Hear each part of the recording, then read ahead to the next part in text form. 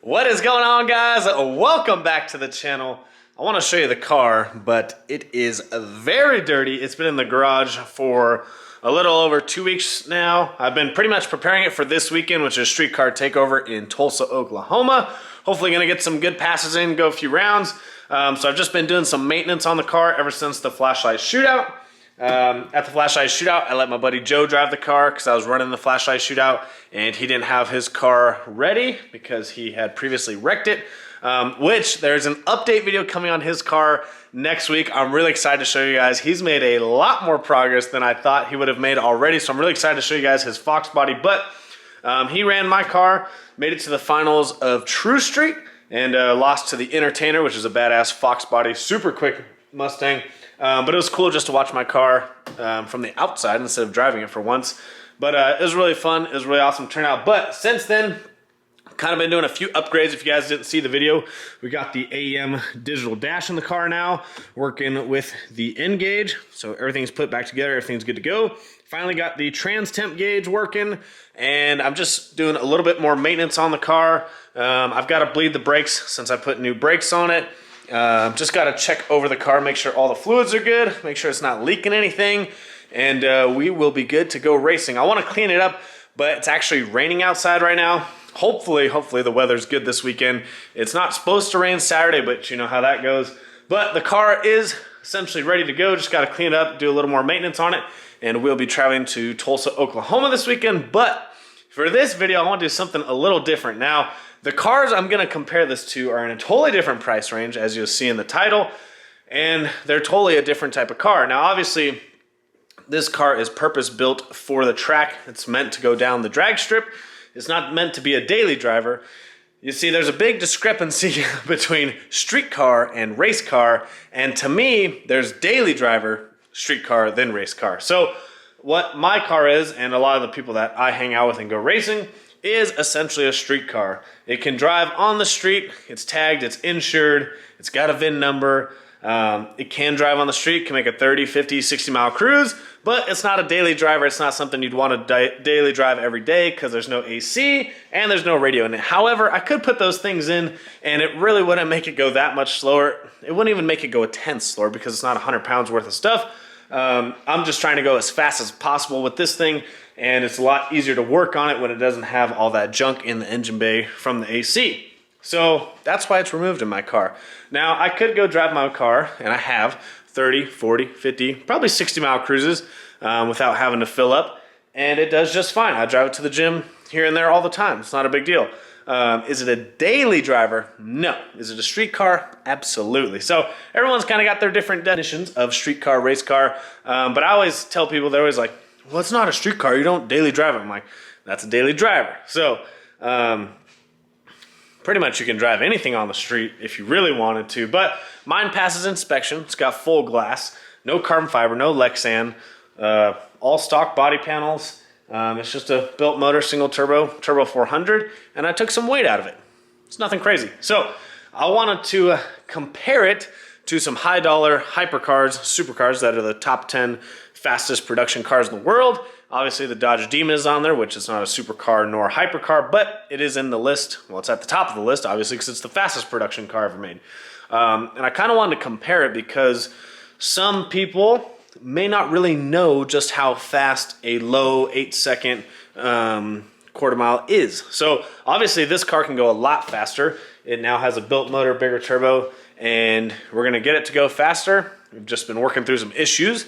That's what happens when you're racing all the time. You upgrade the car and then you work through issues all the time. So it's a constant struggle, but it definitely is a high mid 7-second capable car the way it's set up. Just things haven't worked out yet. So hopefully that 7-second pass will be coming soon, and then we'll be making some more changes to the car, because that's just the fun of upgrading. You get to a certain point and then you want to make it faster. But anyways, I want to compare it. So I'm going to upload a few videos. I'm going to talk about a few cars, hypercars, supercars, Dodge Demon, and that way for those of you who don't really understand just how fast this car is, maybe it will be a good comparison. Now, a lot of the cars, like the first one I'm going to talk about, is a Lamborghini Aventador SV, and it runs like a 10.4 in the quarter mile, I think like 148 mile an hour. It goes 0 to 60 in about 2.5 seconds. Now, I haven't released my fastest 0 to 60. I haven't released my fastest 8th mile because I'm going to do some grudge racing that will involve 8th mile stuff. So I'll release my quarter mile times, but some of my fastest 8th mile times are actually still hidden and I haven't shown anyone. But Lamborghini Aventador SV starts at about $400,000 and it goes 10.4 at 143 miles an hour.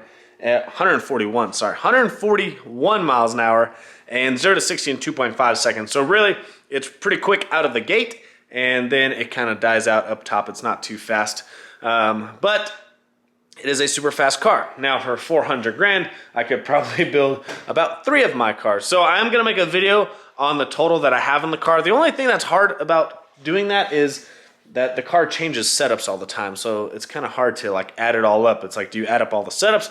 But that's neither here nor there.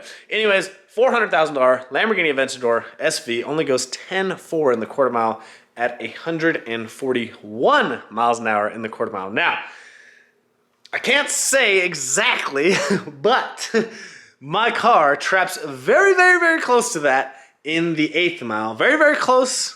It may be more, it might be the exact number, it might be right under it, but very, very close to that in half of the track. So 8th mile is half of a quarter mile, and that car traps 141 in the quarter mile. And my car, like I said, I can't say, but it does that in about half the track. Might be a little bit faster, might be a little bit slower, but it does that in about half the track, and that is a Lamborghini Aventador SV. Now, the next one, the Lamborghini Huracan Performante, a little bit less expensive, somewhere around the high $200,000 range, actually goes a little bit quicker to the quarter mile, but with a little bit less mile an hour. So it's got a little bit less horsepower. It only traps 138, but it goes 10.2 in the quarter mile with a little bit faster 0 to 60, 2.3. Now, I haven't said what my 0 to 60 is. This is not my fastest. However, my car has been 1.45 0 to 60 mile an hour. And that's the one that I'm publicly gonna say, but it has gone a little bit faster, but obviously that one I'm not releasing, but it has gone 1.45 0 to 60.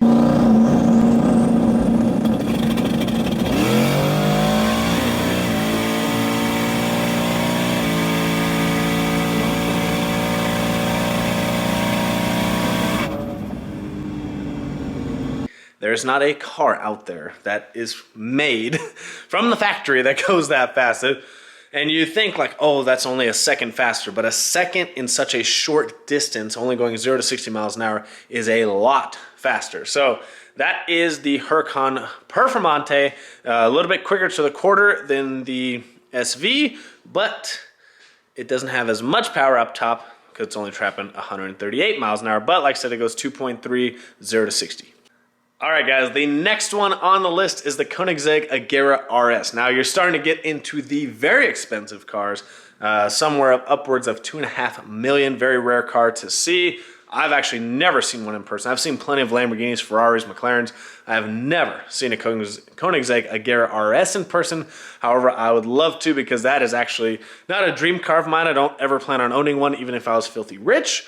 But it is a very cool car. Those cars, I would just be afraid to drive around. They're just too nice, I think, to drive around. I'd be afraid to mess it up. But we're starting to get to a little bit faster times now.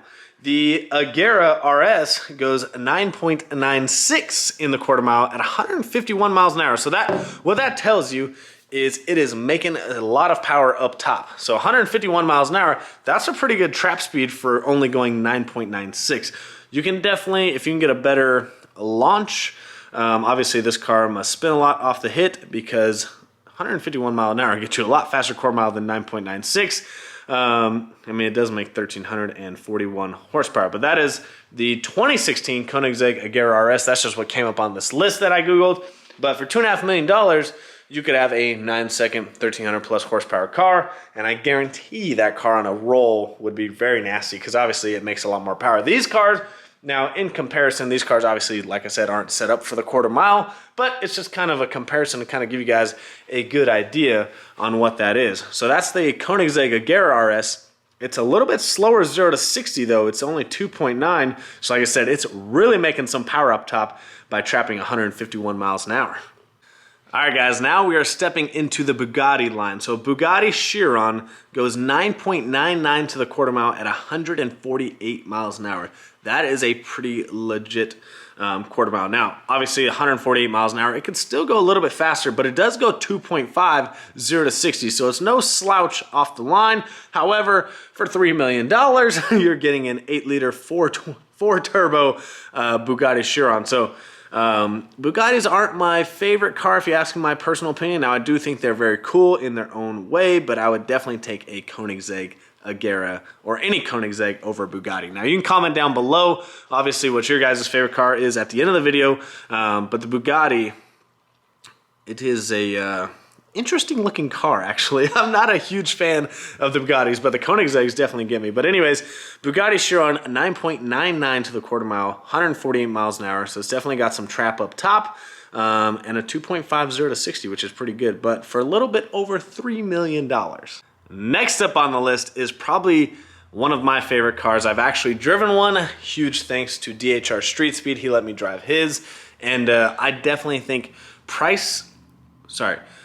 horsepower for the price, this is the car to get if you're in that like $300,000 to $400,000 realm of car. The McLaren 720S you can get picked up for $300,000. It goes 9.9, completely stock at 148 miles an hour. So obviously there's some left on the table, but it does go 2.70 to 60, so not the best 0 to 60. Probably put a little bit better tire on it and you can get a better 0 to 60. But for 300 grand, you can get a car that's just as fast, if not faster, than a Koenigsegg, a Bugatti Chiron, these other two Lamborghinis I've already listed, the Aventador and the Huracan Performante, and for only 300 grand. Now, obviously, it sounds like a lot of money. I'll never afford the car like that, but those McLaren 720Ss are awesome. I drove one and they feel, I mean, they're very smooth, but they feel super, super quick. They are awesome cars, and they do really well with mods, too.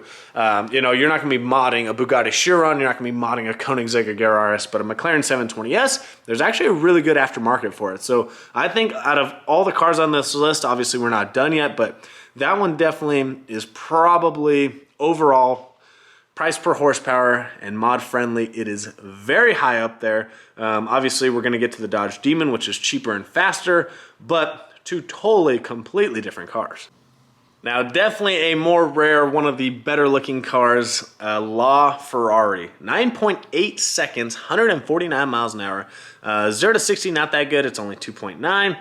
But they are, man, the LaFerrari is such a good looking car. But you know, that comes with a price tag, $2.2 million plus, if you can even find one to buy right now.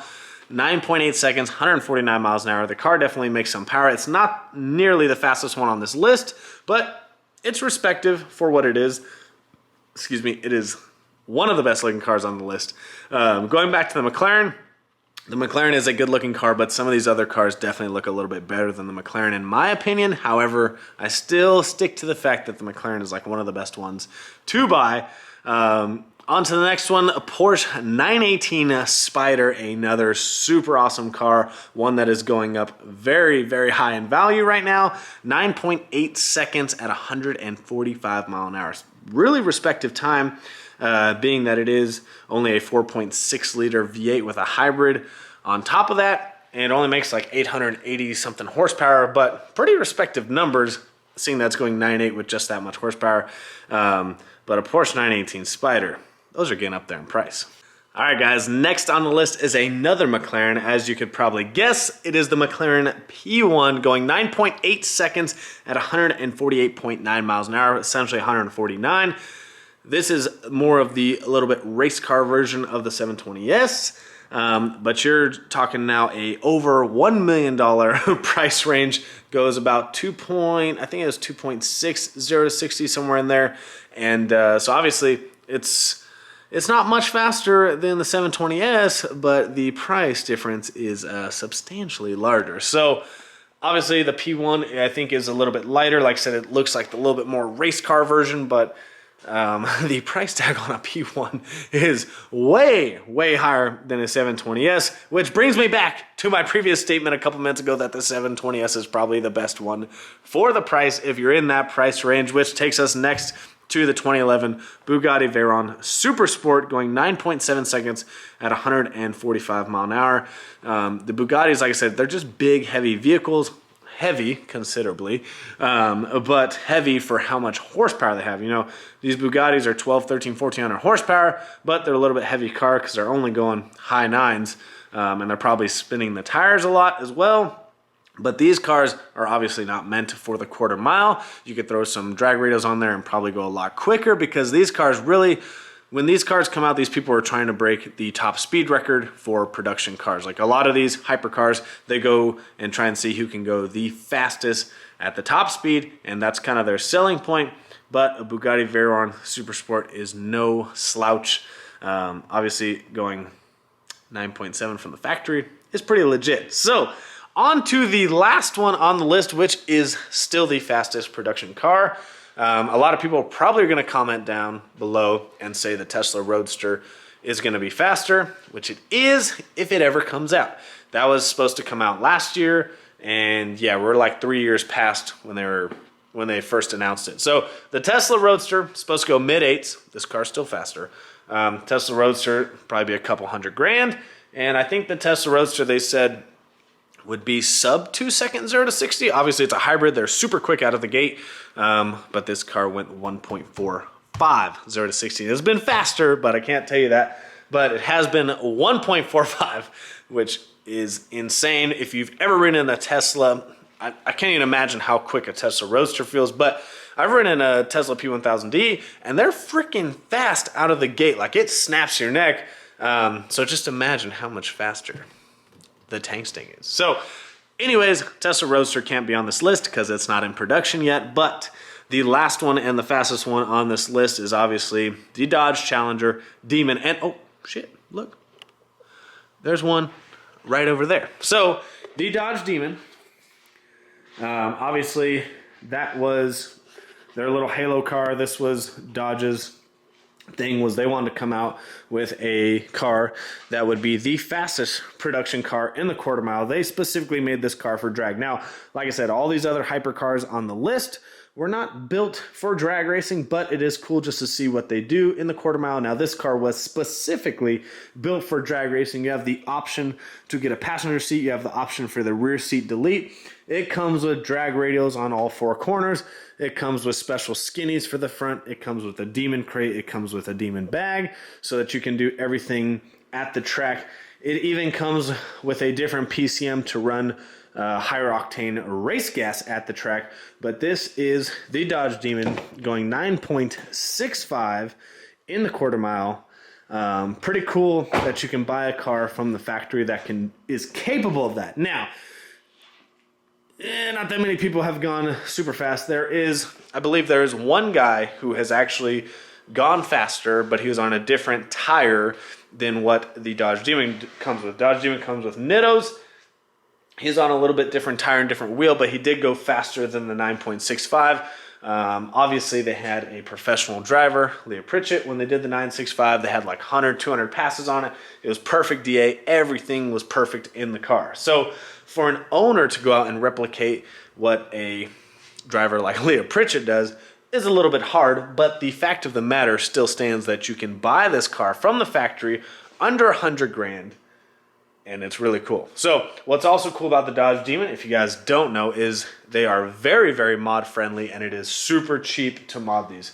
You could probably make over 1,000 wheel horsepower for under $6,000 in these cars. How do I know? Because I had a Hellcat, and modding them is about the same. So I bet it's probably around $6,000 or $7,000, and you could be at over 1,000 to the wheels, and you could be running low nines, possibly high eights in really perfect weather. And these Hemi engines are freaking stout. They can take a beating. People that blow them up, they must be really pushing some power. Their tune sucks, because these things can take a beating. It is a big, heavy car. And what's also impressive is that they go that fast at that weight. So obviously, my car over here, it's a lot lighter. It's got way more horsepower than this car. So if you guys are wondering, some people have asked me, the most I've ran through this car is about 1,350, 1,325 rear wheel horsepower to the wheels. This car will obviously make about 1,500 to 1,600 to the wheel. I think the turbo will be maxed out around 1500 to the wheel, but I haven't had the chance to turn it up that much. Track conditions haven't been there. I've had boost leak issues, transmission issues. So like I said, that's why the car's set up to go a lot faster than it has. But, you know, when you're racing all the time, stuff breaks, stuff wears, a lot of maintenance on the car. And, you know, the track isn't always in your favor. So when I go out racing, I haven't gone out to go break any records like I did last year on the stock motor. So if you guys don't know, this car holds the unopened Coyote and Ford motor record at 826 at 163 miles an hour. So I never did oil pump gears, never did any of that. Ran the motor completely stock how it was. Threw a turbo kit on it, fuel system, turbo 400, some nice wheels, took out some weight, and went 820s on a completely stock, unopened Coyote motor Gen 3. Now, I bet the car could have gone faster, but I needed to send a good core to get my engine built by RPG. Shout out my boy Will over there, building the best mod motors. But I did not want to blow up the motor. We could have gone faster. We could have pushed it, but I decided to stop there. I was pretty happy with it, and it was pretty impressive what this car's done. So now the car has a sleeved and built motor from RPG, bigger turbo, some really good suspension from BMR. You guys use my code VANV39, BMRsuspension.com, link in the description. Some Viking coilovers up front, a few other odds and ends. And pretty much when I got the motor built and threw the bigger turbo in there, just had some boost leak issues. I couldn't figure out where it was coming from. And then once I figured out where they were, then I broke the transmission because the transmission couldn't hold the power that it was making. And now the car is kind of complete. And so now really it's trying to find some good weather, good track prep. But the thing, what I was saying is I haven't gone out strictly to chase a record. I've gone out just to go racing, try and go rounds, try and win. You're not trying to break records. You're trying to cut good lights, good 60 foots, and win the race. So that's what I've been doing. So we'll go chase some records probably this fall when the weather's really good, but weather's not that great right now. So right now I love racing. I love going rounds. I just love going drag racing. It's just fun. The community is really awesome. So it's just a good time. So that's what I like to do. So anyways, fastest on the list was the Dodge Demon with a 965, and I almost just tripped over that. So I did this video, like I said, a lot of the cars on this list besides the Dodge Demon are not meant for quarter-mile racing. They're meant for top speed. But I figured with a little bit younger crowd, you know, a lot of people are like, well, just, you know, how fast is your Mustang? And, you know, if some people don't understand quarter-mile times as much, you know, you tell someone it runs low eights, they don't know what that means to them. So I thought it'd be cool to kind of put a comparison video out there. Obviously there's cars that are way faster than my car, and there's other cars that are way faster than these supercars and hypercars, but I thought it'd be cool just to kind of do a little comparison video.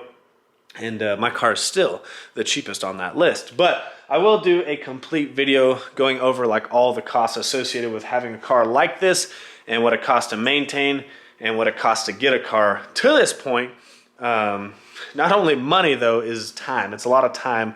I'm always working on the car, always maintaining it.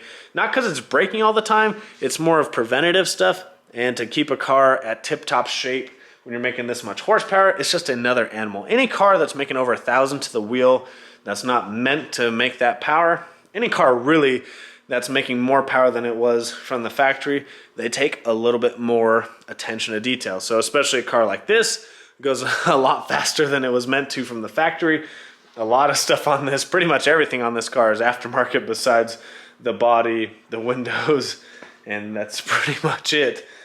Takes a lot of attention to detail and a lot of time, obviously a lot of money, but that's what I like to do and it's fun. So hopefully you guys enjoyed the video. Tulsa, Oklahoma this weekend, streetcar takeover, one of my favorite events to go to. And like I said, if you guys like the video, make sure you subscribe, hit that like button. I will see you guys on the next one.